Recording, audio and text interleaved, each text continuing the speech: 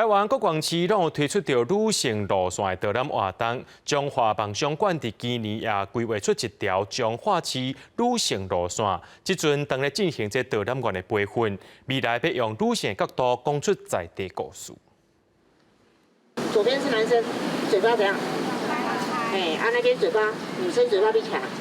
这是中华开化市。庙前这对石狮，倒手边讲的嘴开开，代表查甫是出嘴来趁钱；正手边这只母的嘴合起来，身躯边阁有狮仔囝，这是较早社会重男轻女的表现。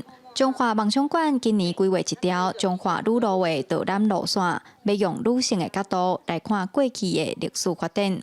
依咱三囡仔的路线来考虑啊，即届为譬如讲，阮咧带拢是为火车头，啊慢慢行到孔子庙，一直骑到咱的迄个美术馆。啊，所以即个路程当中，我去找甲咱查囡仔有相关的。为中华火车头出发，先经过日本时代的高平价酒家，女性做家庭代工的布市，最后行到台湾唯一一间有独立建筑的中华结合寺。主办单位目前正在进行在地女性导览员的培训，让学员实际行一转，体会在地的女性故事。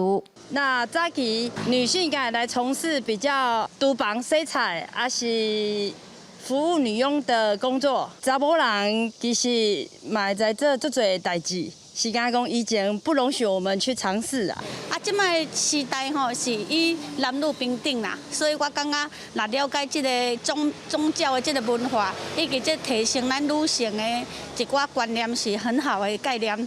主办单位表示，即摆行的路线其实是彰化市足有名的景点，但是过去拢无注意到，伫遮的历史发展过程其实有侪的在地文化故事。希望透过女性路线的导览，互民众思考生活中性别平等的议题。记者杨淑晴综合报道。